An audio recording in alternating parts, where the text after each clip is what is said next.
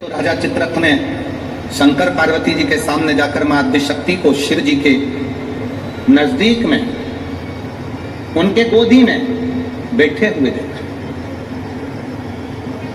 गोदी भारत की भूमि पर ऐसे कई मंदिर हैं जिन मंदिर में शंकर जी की गोदी में पार्वती जी को बैठा हुआ दिखाया गया। आप लोगों ने ऐसी मूर्ति का दर्शन कहीं ना कहीं करा ही होगा, आपके स्मरण में।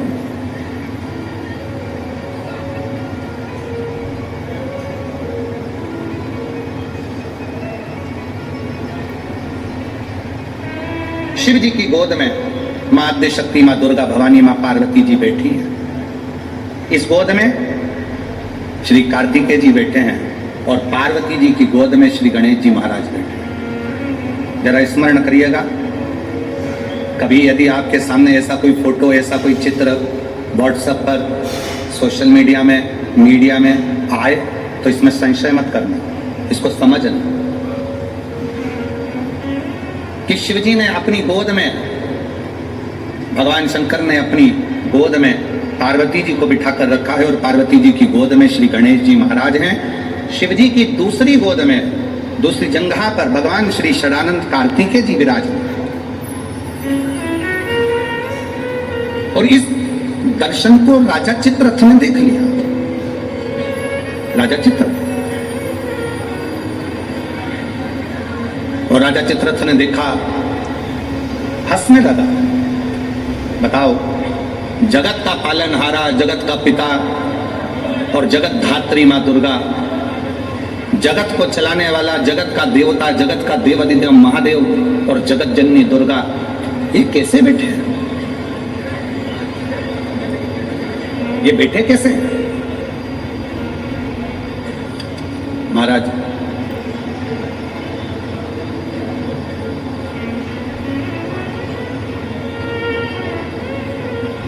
राजा चित्ररथ ने पार्वती जी को और शिव जी को बैठा देखकर मन में गलत भाव उत्पन्न कर, गलत विचार,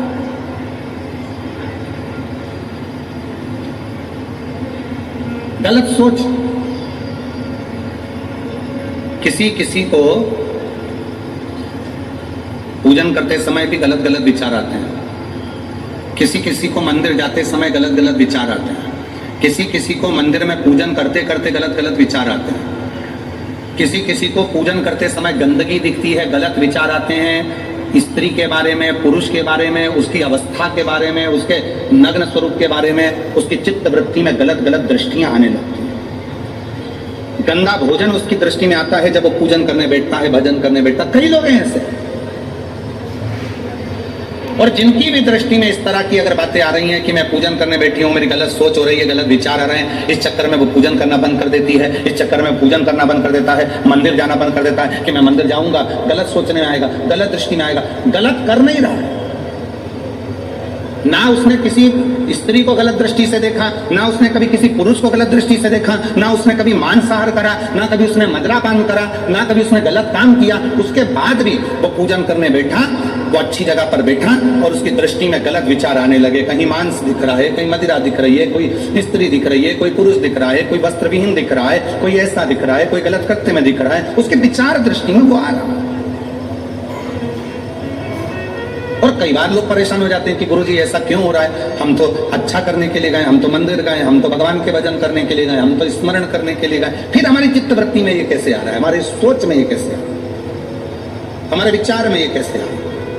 और जब शिव पुराण कहती है राजा चित्ररथ की बुद्धि में भी यह गलत विचार आ गया था, केवल संसार के मनुष्य की बुद्धि में नहीं, राजा चित्ररथ की बुद्धि में भी यह विचार आ गया था। ये शिव महापुराण की कथा कहती,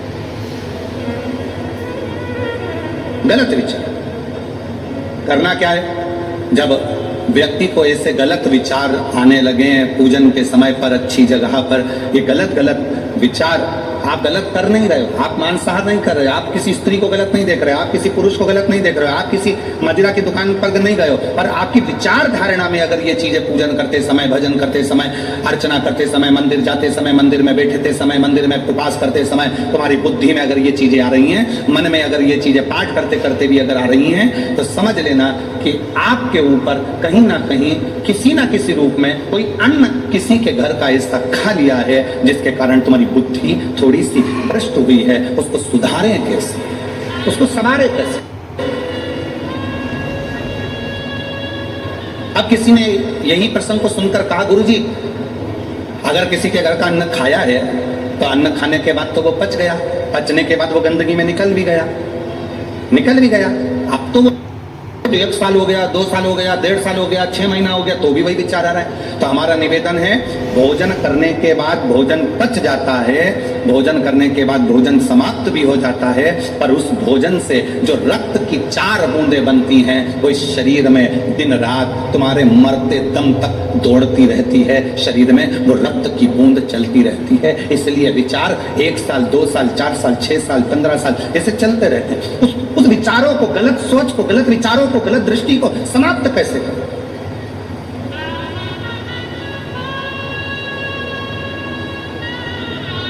राजा चित्ररथ का चरित्र कर, तब राजा चित्ररथ ने गलत विचार से पार्वती जी और शिव जी को देख लिया, गलत विचार से। शिव जी कुछ नहीं, पर पार्वती मैया ने राजा चित्ररथ को श्राप दे दिया।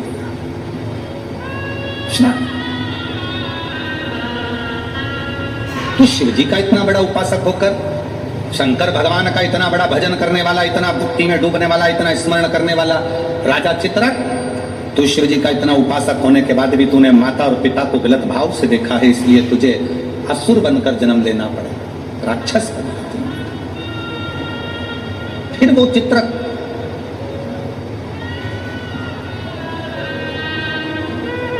वृत्रासुर के रूप में जन्मा। क्या नाम हुआ था उसका? वृत्रासुर, जिसको इंद्र ने मारा था, दधीचि ऋषि की अस्थि में। गलत विचार।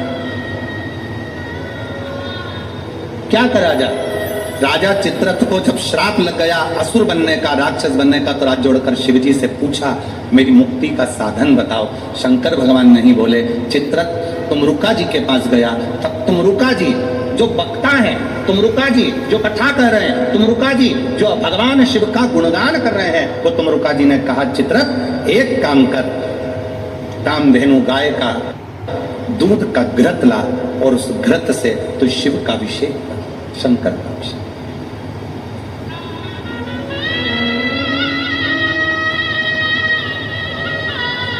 मेरी जीजियों, मेरे जीजाओं, मेरी बेटियों, बेटाओं, मेरी माताओं, मेरे भाई, मेरे बांधव, अपने को भी अगर गलत विचार आते हो, पूजन के समय पर पाठ करते करते गलत जगह पर अपना मन जा रहा हो, तो 5 प्रदोष एक कटोरी में 1 चम्मच घी गाय का, देसी गाय का 1 चम्मच घी, 1 चम्मच भी ना हो तो आधी चम्मच घी, आधी चम्मच भी अगर घर में ना हो तो 2 बूंद घी, 2 बूंद भी ना हो तो 1 बूंद घी अपनी हथेली में मध्य में लगाकर, जो शंकर भगवान का, भगवान शिव जी का जो शिवलिंग होता है, उस शिवलिंग के ऊपर के भाग पर अपनी हथेली को रखकर, और जो अशोक सुंदरी वाली जगह है उस जगह पर अपनी हथेली का घर्षण करना चाहिए। लगभग 5 प्रदोष अगर आपने कर लिया तो निश्चित है आपकी बुद्धि में कभी गलत विचार पूजन करते समय आएगा ही नहीं, और गलत दृष्टि की ओर जाओ।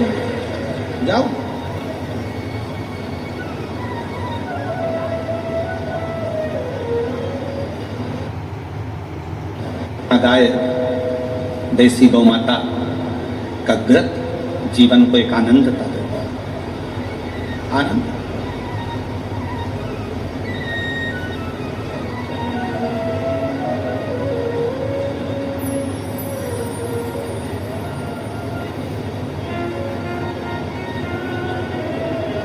भारत के इतिहास में संसद भवन में बैठकर रात रात भर मंथन कर कर जो बकबोर्ड बिल पर संशोधन किया गया, उसके लिए पूरे प्रशासन को बहुत बहुत साधुवाद, बहुत साधुवाद।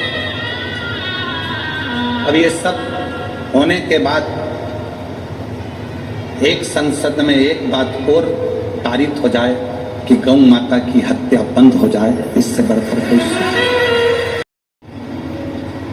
गौ माता का, देसी गाय का घृत, वेद लक्षणा गाय का एक बूंद घृत हाथ की हथेली पर लगाकर शिवलिंग के ऊपर और अशोक सुंदरी की जगह पर घर्षण करने से जो गलत विचार, गलत सोच, गलत दृष्टि, गलत भाव, ये समाप्त हो, समाप्त हो।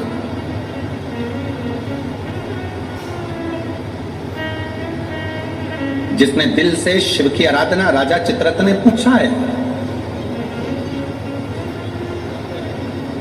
राजा चित्ररथ ने विचार किया कि ये राजा चित्ररथ कह रहे हैं कि मुझे बताओ कि मेरी मुक्ति कैसे हो, मोक्ष कैसे हो। मैंने तो गलत सोच लिया, मैंने तो गलत विचार कर लिया, मैंने तो गलत दृष्टि रखी, मेरी बुद्धि में तो ये गलत भाव आ गए, मुक्त कैसे। कल की कथा में कहा था, जीवन में कितना भी दुख आ जाए, कितनी भी तकलीफ आ जाए, कितना भी कष्ट आ जाए, उस ईश्वर को मत, ईश्वर को, शिव को मत।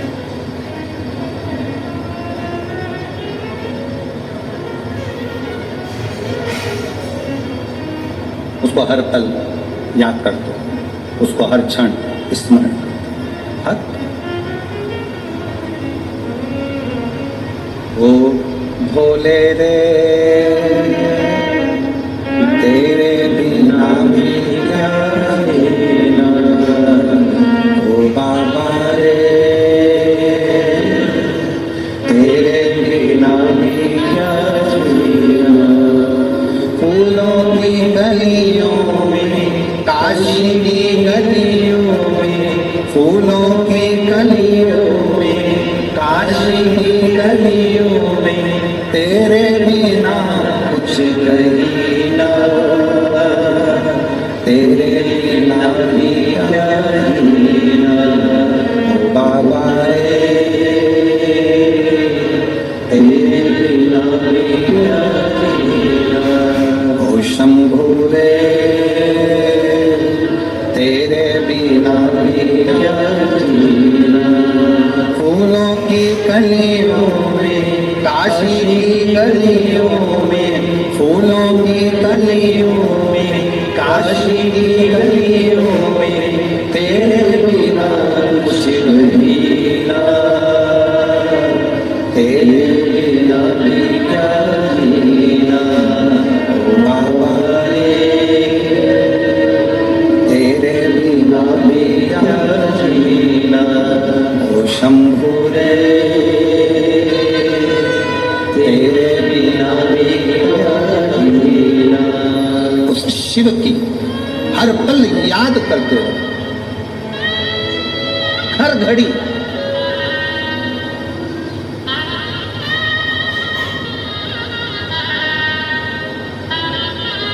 रामायण किस किसने देखी है टीवी पर? रामायण किस किसने पढ़ी है? रामायण किस किसने सुनी है? राम कथा किस किसने सुनी है? सबने सुनी है।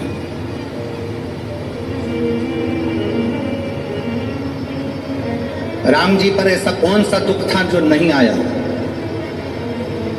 विचार करिएगा। राज सिंहासन मिलने वाला था और 14 वर्ष के लिए, बोलो बोलो जम के बोलो, वन।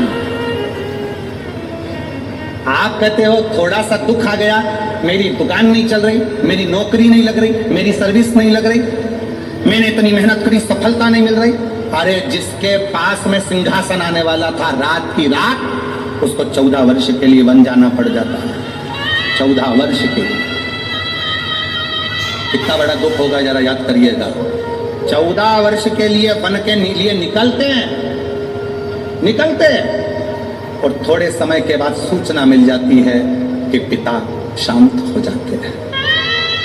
बाप पिता चले जाते हैं, बात चले, पिता चले गए। दुख देखिए, सिंहासन गया, अपना राज्य गया, अपना गांव छोड़ना पड़ा, वन वन डोलना पड़ा, पिता चले गए। और दुख देखिए, आगे चलते हैं तो धर्म पत्नी भी चली जाती है। दुख देखिए, दुख। आप एक एग्जाम पास नहीं करते हो, माँ बाप ने आपको पाल पोस कर बड़ा करा और एक एग्जाम पास नहीं कर पाए, कोचिंग करने गए थे पुणे, कोचिंग करने गए थे कोटा, कोचिंग करने के लिए गए थे दिल्ली, कोचिंग करने गए थे मुंबई, कोचिंग करने के लिए गए थे लातूर, कोचिंग करने गए थे हैदराबाद। एक सब्जेक्ट नहीं निकल पाया, अंदर से टूट गए। और 20-25 साल के बेटे होकर, बेटी होकर, 25 साल के बेटा बेटी होकर रस्सी बांधकर सुसाइड कर लेते हो, जहर की पुड़िया खा लेते हो, पानी में डूब कर मर जाते हो। विचार करना, उस परमात्मा की जिंदगी में कितना दुख आया, हिम्मत नहीं हारी, आखिरी तक संघर्ष करते रहे, तो आखिरी में अयोध्या का राजा बनकर विराजमान हो गए। और आज के बेटा बेटी, जरा सा पति ने कुछ कह दिया, बहू का मुख खुल गया, जाकर मायके बैठ गई, अदालत में केस लगा दिया, इतना दुख दे रहे हैं, मेरी सास इतना दुख दे रही है, मेरे घर के लोग इतना दुख दे रहे हैं, मेरे परिवार वाले इतना दुख दे रहे हैं। अरे भगवान से प्रार्थना करना कि बहुत अच्छे लोग मिले हैं, ना जाने किस्मत में और कितना दुख लिखा होगा। दुख चाहे यहां लिखा वहां लिखा, उसको भोगना तो पड़ेगा, भोगना। अब ईमानदारी से बोलो, इतनी कथा तो आपने सुन ली, आपको भी अपने दुख के समय पर ढेर सारे महाराज मिलते हैं, ढेर सारे लोग मिलते हैं, और आप सबसे कहते हैं मेरा हाथ देखकर बता दो मेरा भाग्य क्या कह रहा है, मेरी पत्रिका देखकर बता दो मेरा भाग्य क्या कह रहा है, मेरे घर का ग्रह क्या कह रहा है, मेरे जीवन में इतना दुख है। तुमसे ज्यादा राम जी को मिले थे गुरु विश्वामित्र जैसे, वाल्मीकि जैसे, गुरु बाबा, ढेर सारे आंत्री जैसे बड़े बड़े तपस्वी गुरु मिले थे। राम जी ने एक से भी नहीं कहा कि मेरा हाथ देखकर बताना, कि मेरी किस्मत देखकर बताना। राम जी ने केवल एक बात कही कि समय मिल जाए तो मुझे कथा सुनाना, अगर मैं कथा सुनूंगा तो मेरी व्यथा समाप्त होती चली जाएगी, इसमें मेरी प्रतिष्ठा है। राम जी ने इतने बड़े बड़े विद्वान मिले पर हाथ नहीं दिखाया, राम जी ने इतने बड़े बड़े विद्वान मिले पर अपनी पत्रिका नहीं दिखाई, राम जी ने इतने बड़े बड़े विद्वान मिले, किसी से नहीं पूछा कि मेरा दुख कैसे कटेगा, मेरी पत्नी चली गई, मेरा पिता चले गया, राज सत्ता चली गई, दर दर भटकना पड़ रहा है, 14 साल ठोकरें खा रहा हूं, मेरा भाग्य कैसे बनेगा। राम जी ने किसी से नहीं पूछा। जितने संत के दरवाजे पर राम जी जाते थे, हाथ जोड़कर संत पूछते थे क्या सेवा करें राघव, आपको क्या कहें। राम जी कहते थे बस कथा सुना दो, कथा सुना दो। क्यों? क्योंकि राम जी जानते थे दुनिया की सारी व्यथा केवल शिव कथा ही काट सकती है, इसके सिवा कोई नहीं काट सकता। आप कथा कहो मुझे। जितने संत मिलते थे वो कथा कहते थे, कथा सुनते थे राघव, कथा श्रवण करते थे राघव, और अपने पथ पर चलते चलते पार्थिव शिवलिंग का निर्माण करते थे राघव। भारत की भूमि पर अयोध्या से लेकर लंका तक भारत सरकार ने राम पथ गमन बनाया है। पूरे राम पथ गमन पर चलकर देखिए, जितने राम पथ गमन पर राम जी के मंदिर नहीं मिलेंगे, जितने राम पथ गमन पर हनुमान जी के मंदिर नहीं मिलेंगे, जितने राम पथ गमन पर किसी देवता के मंदिर नहीं मिलेंगे, उतने राम पथ गमन पर केवल शंकर के मंदिर हैं। क्योंकि राम जी जहां रुकते थे वहां शिव का निर्माण करते थे, राम जी जहां रुकते थे वहां शंकर का निर्माण करते थे। क्यों? क्योंकि उनको मालूम है कि व्यथा मिटाने के लिए शिव की कथा बहुत जरूरी है, और शिव की कथा अगर हमारे अंदर आ गई तो व्यथा मिट जाएगी। और वही आज कथा कर रही है। आज शिव महापुराण की कथा क्या कर रही है? ये लाखों की भीड़, पंडालों में जगह नहीं है। आज कम से कम 11 लाख के ऊपर लोग होंगे, 11 से 12 लाख के ऊपर इस शाहदा की भूमि पर भक्त होंगे। पंडालों में जगह नहीं, गाड़ियों पर चढ़े हुए हैं, कहीं कहीं चढ़े हुए हैं, जगह कहीं नहीं पूरे पंडाल के अंदर। और इतनी भीड़ आज क्यों बैठी है? उसको मालूम है कि अब हम सब दूर भटक कर देख लिए, इसलिए राम जी को भी कथा ने ही व्यथा मिटाई थी, और हमारी भी जिंदगी में शिव कथा व्यथा मिटा देगी, तकलीफ मिटा देगी, कष्ट मिटा देगी, दुख मिटा देगी। वो व्यथा मिटाने के लिए शिव तत्व की कथा बहुत जरूरी है, बहुत जरूरी, बहुत। फूलों की कलियों में, काशी की गलियों में, फूलों की गलियों में, काशी की गलियों में, तेरे बिना कुछ कहीं ना, तेरे बिना भी क्या जीना, ओ बाबा रे, तेरे बिना भी क्या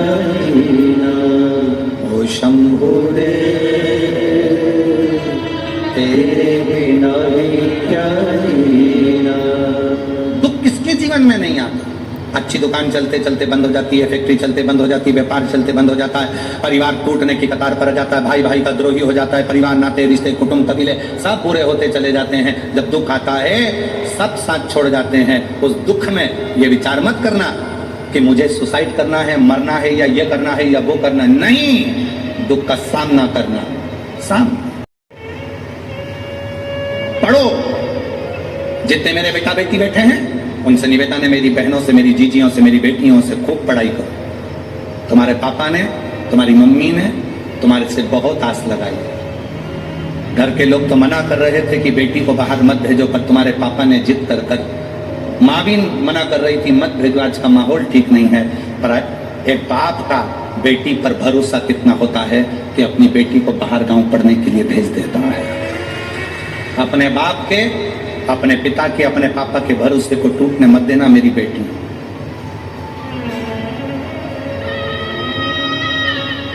मेरे बेटा, तुम्हारे पापा की जेब में इतना पैसा नहीं है कि तुम्हें बड़े बड़े कोचिंग सेंटर भेजे, बड़े बड़ा डिप्लोमा कराए, बहुत अच्छे शहर में पढ़ने भेजे, बहुत अच्छा कॉलेज, बहुत अच्छा स्कूल में एडमिशन कराए।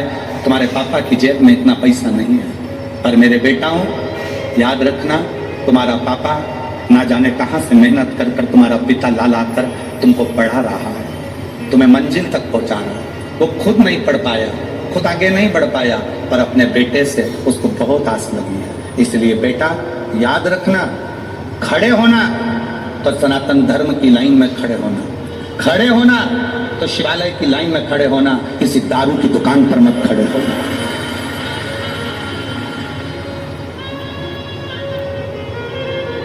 जब नवयुवक बेटा बेटी किसी दारू की दुकान पर खड़े दिखते हैं लाइन लगाकर, उनको देखकर दिल दुखता है कि पापा ने कितना पैसा खर्च कर कर पुणे पढ़ने के लिए भेजा, बाहर गांव विद्याध्ययन के लिए भेजा।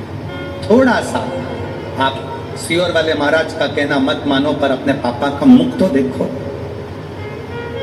बेटियों से निवेदन है, एक पिता ने अपने भरोसे पर तुम्हें पढ़ने के लिए भेजा है। ये जो फालतू के जो ये लफड़े हैं ना, ये मुझे चाहता है, वो मुझे चाहता है, ये मुझे चाहता है, वो मुझे चाहता है, ये प्यार मोहब्बत, ये सब दिखावे के हैं, 4 दिन की चांदनी।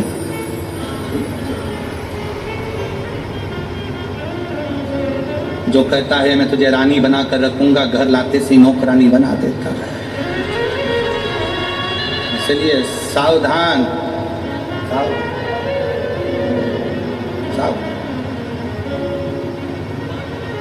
अपने पिता के अरमानों को टूटने मत दो।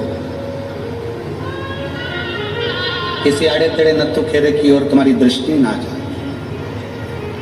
अपने अरमानों को, अपने पिता के अरमानों को ध्यान। गलत सोच जा रहा है, गलत दृष्टि जा रही है, गलत जगह अपना मन जा रहा है, तो देसी गाय का घृत थोड़ा सा हाथ में लगाकर, भले 1 चम्मच ना हो, 1 कटोरी ना हो, आधी चम्मच भी ना हो तो 2, आधी चम्मच ना हो तो 2 बूंद ना हो तो 1।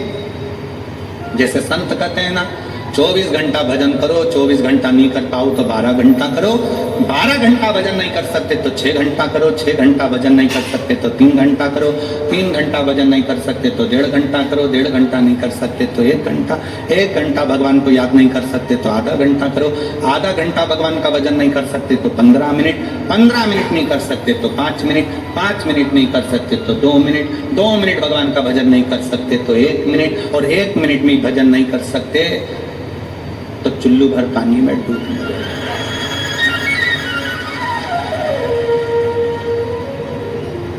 इससे जोरदार कोई बात नहीं हो सकती।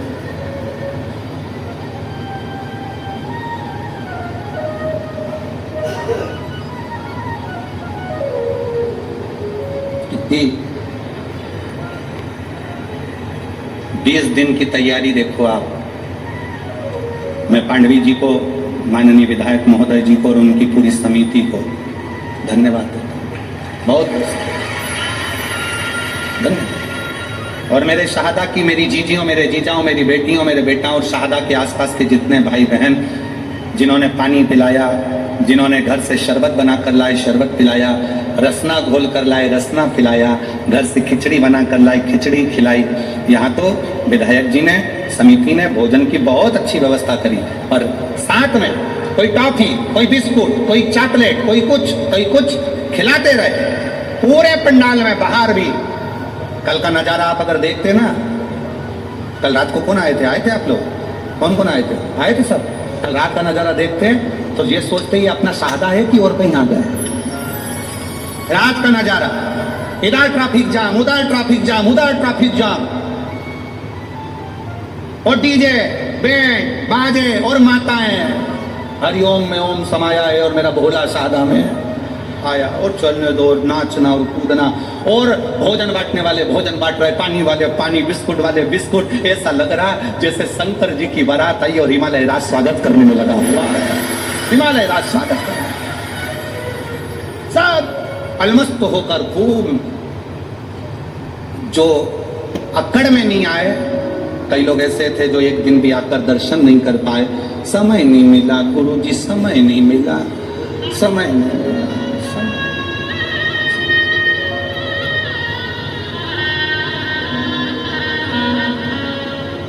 अरे भाई, इससे अच्छा समय और क्या होगा? बताओ जरा, ईमानदारी से बोलो, इससे अच्छा समय क्या होगा? कोरोना जैसी बीमारी आई, मोहल्ले के 4-6 निपट गए, तू बचा रह गया। इससे जोरदार समय और क्या लेकर आएगा?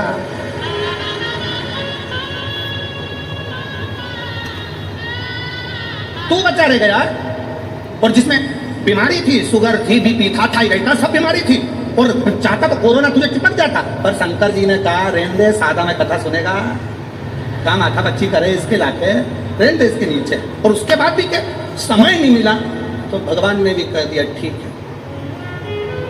इतनी जोरदार कथा का आनंद नहीं ले पाया, समय नहीं मिला। मैंने तुझे कोरोना से बचाया इसलिए था कि सादा में जब विधायक जी कथा कराए तो आ जाना, तुझे बोले कौन?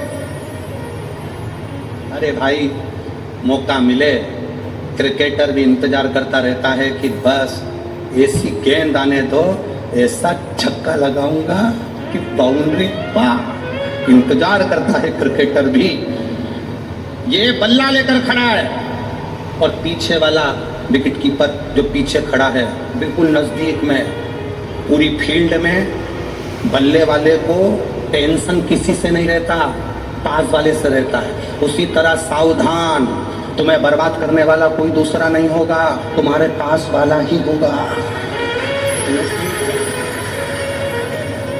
वो गेंद फेंकेगा तब तक तो दौड़ जाओगे, उधर से गेंद आएगी तब तक भाग जाओगे, एक रन बना लोगे। टेंशन पीछे वाले से है, बिल्कुल पास में खड़ा है, तैयारी में, गेंद आए और तुम विकेट में।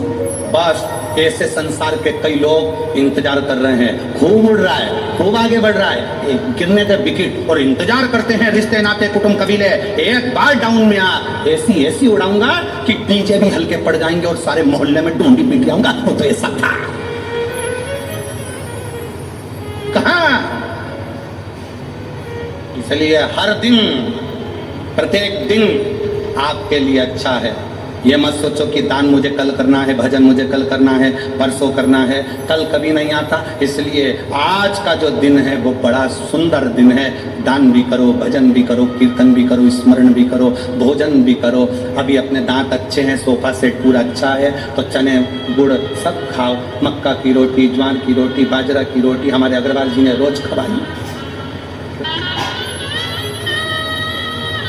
3 बहुएं अग्रवाल जी की, और तीनों कंपटीशन में लगी रहती थी। आज मैं ये बनाऊंगी, दूसरी के आज मैं बनाऊंगी, तीसरी के मैं बनाऊंगी, तीनों लगी रहती। इसलिए थाली में भी 3 ही तरह की रोटी आती थी, और तीनों तैयार करके आज हम ये बनाएंगे, आज हम ये बनाएंगे, आज हम। मौका मिली सेवा का मौका।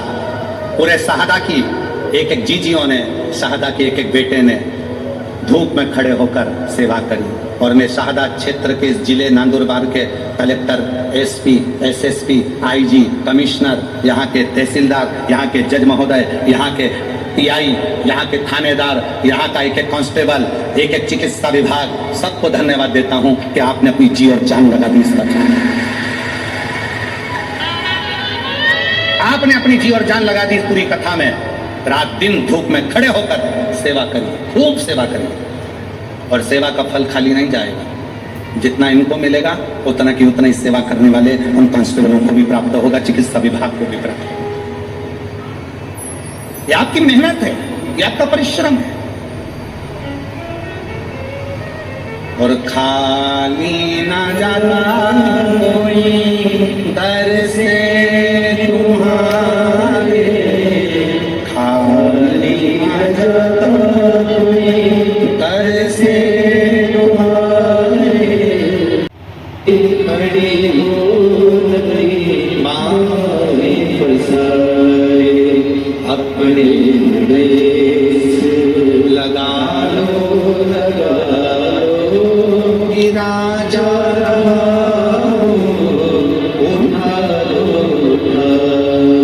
बोले अपने दर से अपने गिरी जा रही एक विश्वास।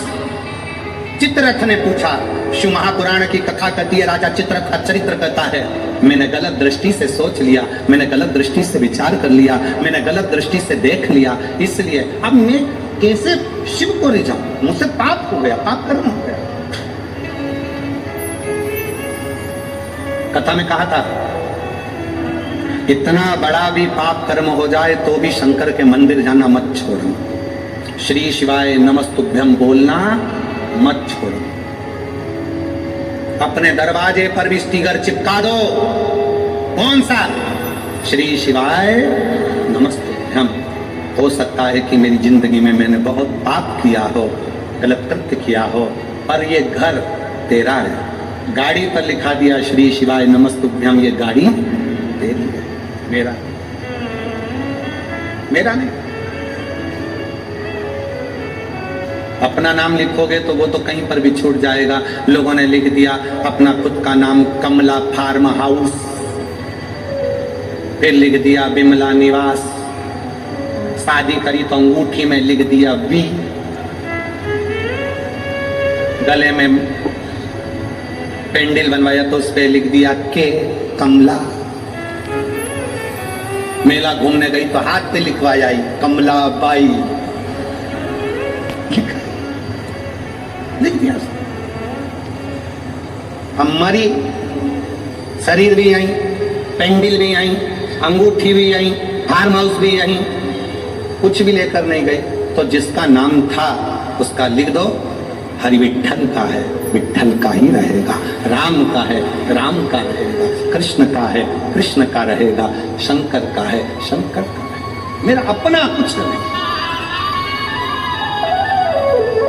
कुछ। तो वो एक लाइन गुनगुनाते हो ना, भंवरे ने खिलाया फूल फूल तोले,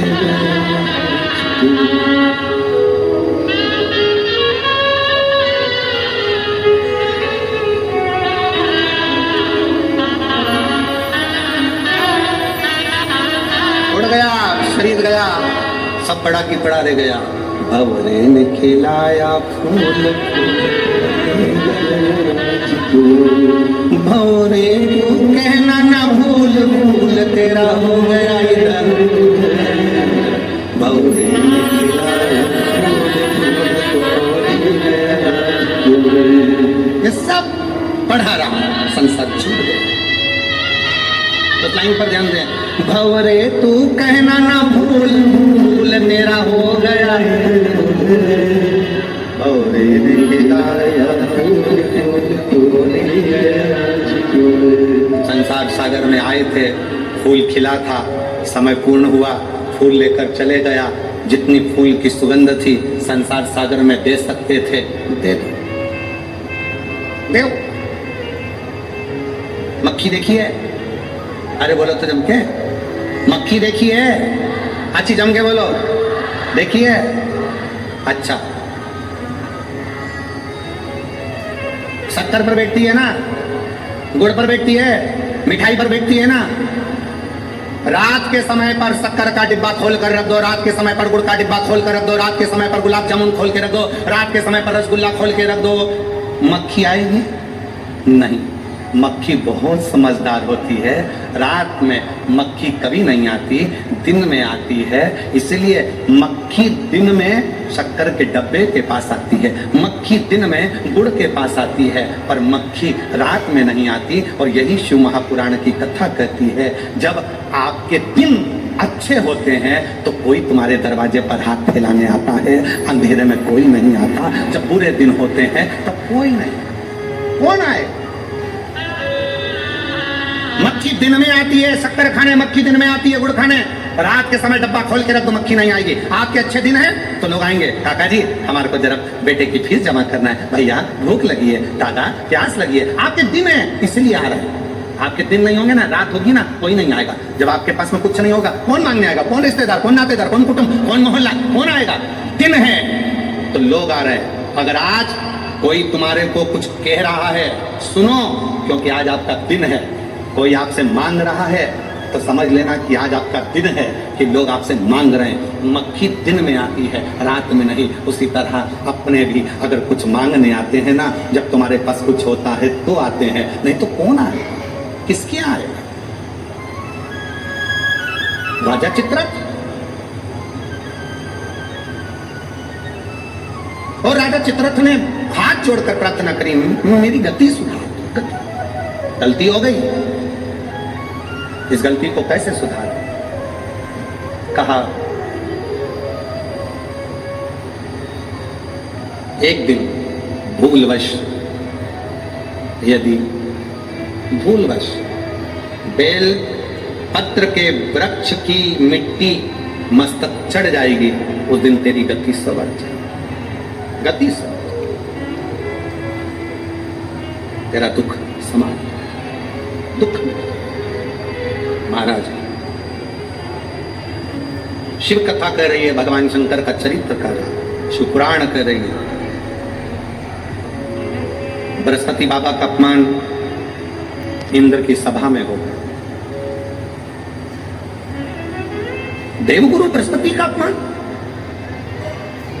राजा इंद्र इतनी सत्ता में डूबा हुआ था, इतने वैभव में डूबा हुआ था, इतने आनंद में डूबा हुआ था कि गुरु भी आए तो सम्मान नहीं कर पाए।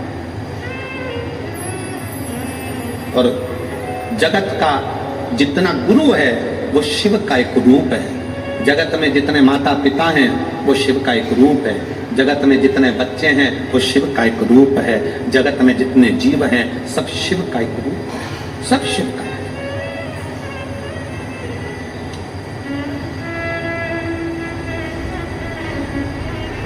देवगुरु बृहस्पति जी का अपमान हो गया। विश्वरूप जी को गुरु बना लिया इंद्र। तीन मुख, तीनों से भाग देना, क्रोध आ गया इंद्र को। तलवार उठाकर इंद्र ने विश्वरूप जी का सिर काट दिया।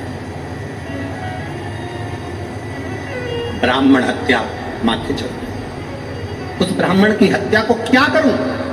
ब्राह्मण हत्या जब माथे चढ़ी तो कमल की डंडी के अंदर जाकर छुप गए। कमल की डंडी के अंदर इंद्र छुपे। देव ऋषि नारद जी ने आकर देखा कि इंद्र तो कमल की डंडी के अंदर छुपे हैं, तो कहा, अरे इंद्र कब तक छुपे रहोगे? ये ब्राह्मण हत्या पीछा छोड़ने वाली नहीं है, इसलिए इसको बांट दो। इस ब्राह्मण हत्या को बांट दिया जाए।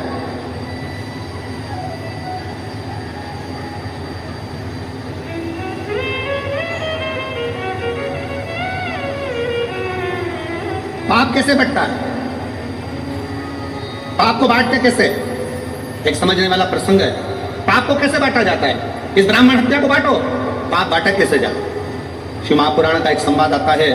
एक राजा ने ब्राह्मणों का भोजन रखा, संतों का भोजन रखा, नगर में भोजन रखा, भोजन बन रहा था, खीर तैयार हो रही थी। तैयार होते होते खीर इतनी देर में एक चील उड़ती उड़ती आई, सांप को पकड़ा, लेकर चली। वो सांप खीर में गिर गया, उसका विष खीर में पड़ गया। खीर में पड़ा, किसी का स्मरण नहीं हुआ। जितने संत भोजन कर रहे थे वो सब मर गए, प्राण छूट गए। धर्मराज के यहाँ केस पहुंचा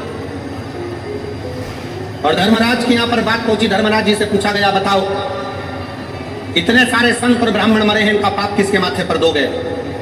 चील अपना पेट भरने के लिए भोजन ले जा रही थी, उसको सांप खीर में गिरा, उसको जो भोजन बना रहा था उसको, या जो भोजन करा रहा था उसको, या राजा जिसने भोजन ब्राह्मणों को खिलवाया उसको, जिसने निमंत्रण दिया था। धर्मराज मौन होकर बैठ गए। समय आएगा तब इस पाप को किसके माथे पर चढ़ाना है वो बता दिया जाए। ये ब्राह्मणों के मरने का पाप किसके माथे पर देना है, समय आएगा तब बता दिया जाएगा। इंतजार किया गया। इंतजार करते करते नगर की एक महिला ऐसी थी, एक स्त्री ऐसी थी जो दिन रात राजा को कोसती थी। बताओ कैसा खोलना राजा है, इतने संत मर गए, संत मर गए, राजा ऐसा, राजा वैसा, राजा ऐसा, राजा वैसा, खूब कोसती। अब फिर धर्मराज से पूछा, अब बताओ कि ब्राह्मणों के मरने का, संतों के मरने का पाप किसके माथे पर रखना है? तो धर्मराज ने कहा, जो ये स्त्री राजा की निंदा कर रही है ना, गालियां दे रही है ना, इसी के माथे पर ये पूरा के पूरा पाप चढ़ा दिया जाए। पूरा पूरा। ऐसी गलती हम लोग भी करते हैं, ऐसा नहीं कि नहीं करते। मंदिर कोई पूजन करने जा रही है ना, कोई मंदिर में अगर एक लोटा जल चढ़ाने जा रही है ना, कोई मंदिर में दिया लगाने जा रही है ना, कोई पशुपतिनाथ का व्रत करने जा रही है, कोई प्रदोष का दर्शन करने जा रही है, कोई मंदिर में झाड़ू लगाने जा रही है, कोई मंदिर में सफाई करने जा रही है, तो कई माताएं उस पर ताना कसती हैं, ये चली सती सावित्री, ये देखो ये चली, इतनी पंठन के जाने की जरूरत क्या है, मंदिर जा रही। ऐसा ना जाने कितने कितने लोग दिन भर बैठे बैठे दुकान पर, व्यापार में, ना जाने कहाँ मंदिर जाने वालों को, कथा में जाने वालों को, सत्संग में जाने वालों को कोसते रहते हैं, और उसके जीवन का सारा पाप उसके माथे चढ़ जाता है और उसका पुण्य समाप्त होते चले जाता है। अच्छा कहो, वाणी ऐसी बोलिए, जम के बोलो जरा, जो मन का आपा हो। फिर से बोलो, वाणी ऐसी बोलिए जो मन का आपा खोए। पर आज के जमाने में वाणी ऐसी बोलिए जो मन का आपा खोए। सोच समझकर, विचार कर अच्छा बोलने का प्रयास करो। अच्छा,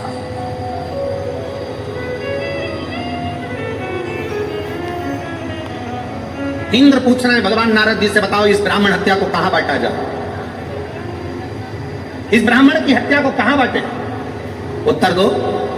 देव ऋषि नारद ने कहा कि एक काम करो, पृथ्वी के पास जाओ। पृथ्वी, हमसे ब्राह्मण हत्या का अंश ले लो।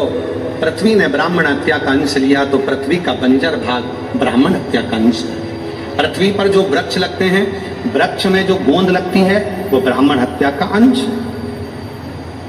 इसलिए तुम्हारे बहू के यहाँ संतान हो, उसे गोंद का लड्डू खिलाओ, मना नहीं है, पर जन्माष्टमी का कार्यक्रम हो या रामनवमी का कार्यक्रम हो, भगवान के प्रसाद में गोंद नहीं डालना चाहिए। गोंद का लड्डू भगवान को भोग नहीं लगता, गोंद की मिठाई भगवान को भोग नहीं लगता, क्योंकि इसमें ब्रह्म हत्या है। फिर कहा, इस ब्राह्मण हत्या को मैं कहां दूं? तो नारद जी ने कहा, जल को दो।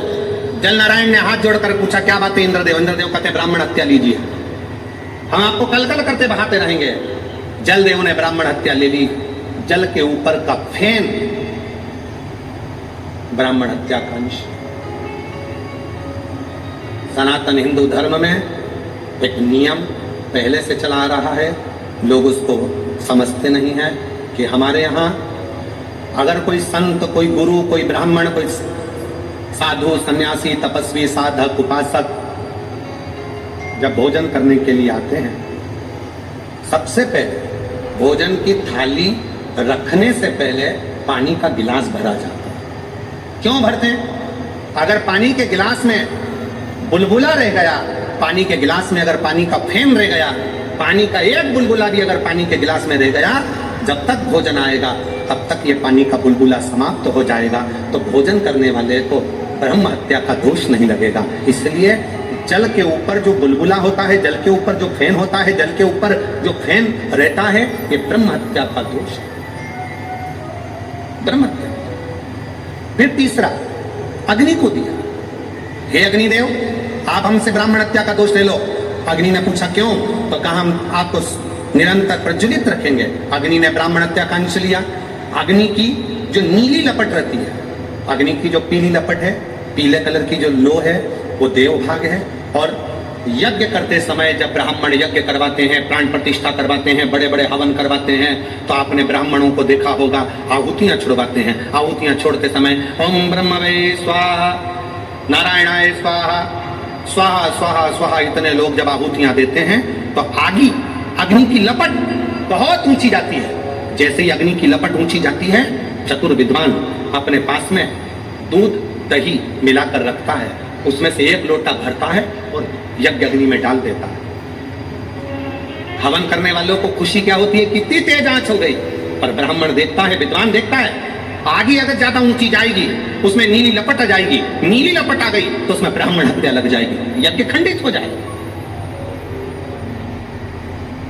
यज्ञ करता ब्राह्मण ये देखता है, अगर इसमें नीली लपट आ गई तो हमारी प्राण प्रतिष्ठा, हमारा यज्ञ, हमारा अनुष्ठान खंडित हो जाएगा। इसलिए आहुति देते समय ब्राह्मण अग्नि पर ध्यान देता है। आग ज्यादा ऊंची हुई, उसने तुरंत एक लोटा दूध दही भरा और यज्ञ कुंड में डाल दिया, जिससे आग नीची हो जाए, अग्नि नीची हो जाए। अग्नि जैसे ही बढ़ेगी तो उसमें पीली लपट की जगह ऊपर नीली लपट आ जाएगी। नीली लपट आई कि उसमें ब्राह्मण हत्या लग गई, और ब्राह्मण हत्या लगी कि वो यज्ञ खंडित हो गया, उस यज्ञ का प्रमाण ही नहीं।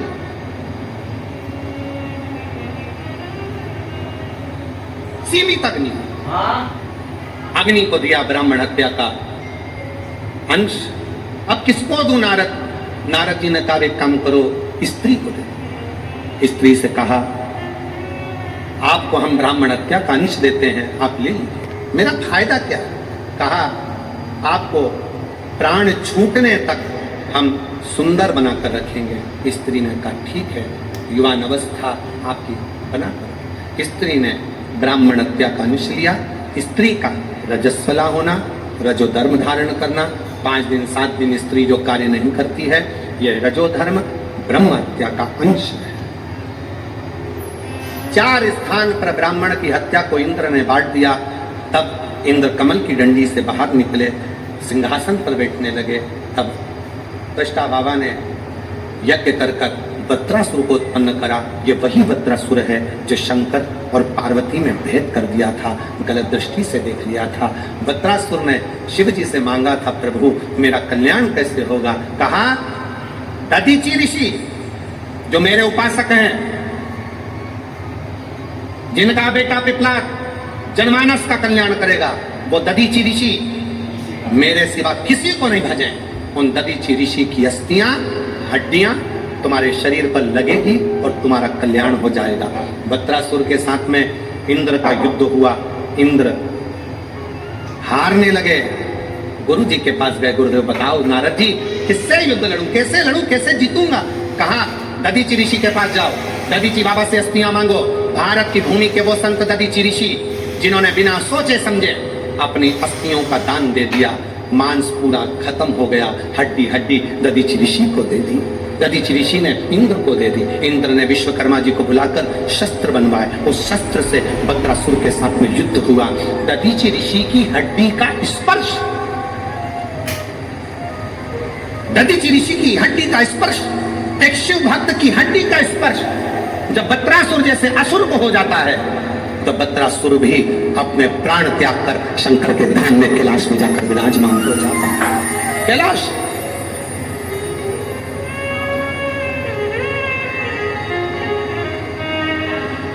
ओ बाबा रे तेरे ओ भोले तेरे बिना भी क्या जीना। फूलों की गलियों में, काशी की गलियों में, फूलों की गलियों में, काशी की गलियों में